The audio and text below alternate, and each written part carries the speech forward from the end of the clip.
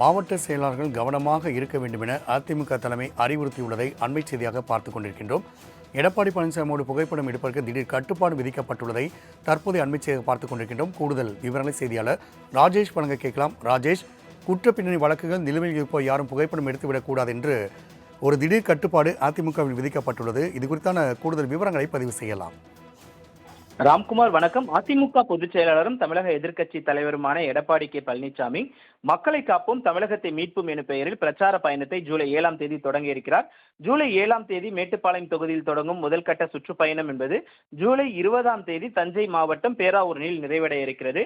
முதல் கட்ட சுற்றுப்பயணத்தில் வழக்கமாக தேர்தல் பிரச்சாரத்துக்கு பயன்படுத்தும் டெம்போ டிராவலர் பரப்புரை வாகனத்தை பழனிசாமி பயன்படுத்த உள்ளார் என்று ஏற்கனவே தெரிவிக்கப்பட்டிருக்கிறது. அதே போல ஒவ்வொரு தொகுதியிலும் ஒரு இடத்தில் ரோட் ஷோ என ஏற்பாடுகளும் செய்வதற்கான அந்த நடவடிக்கைகளும் மேற்கொள்ளப்பட்டிருக்கிறது. ஒவ்வொரு சட்டமன்ற தொகுதியிலும் ஒரு இடத்தில் தேர்தல் பரப்புரை வாகனத்தில் நின்றவாறு எடப்பாடி பழனிசாமி உரையாற்ற திட்டம் என கூறப்படுகிறது.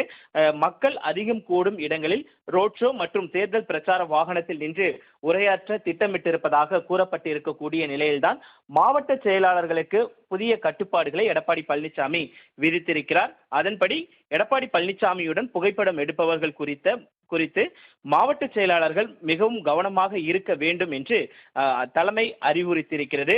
அதே போல குற்ற பின்னணி வழக்குகள் நிலுவையில் இருப்போர் யாரும் புகைப்படம் எடுத்துவிடக் கூடாது என்றும் அறிவுறுத்தப்பட்டிருக்கிறது. தேர்தல் காலத்தில் திமுக அந்த புகைப்படத்தை பயன்படுத்தி நெருக்கடி கொடுக்க கூடும் என்பதால் புகைப்படம் எடுப்பதில் கவனமாக இருக்க வேண்டும் என்று மாவட்ட செயலாளர்களுக்கு அக்கட்சியின் தலைமை அறிவுறுத்தியிருப்பதாக தகவல் வெளியாகி இருக்கிறது. ராம்குமார். ராஜேஷ், தகவலுக்கு நன்றி.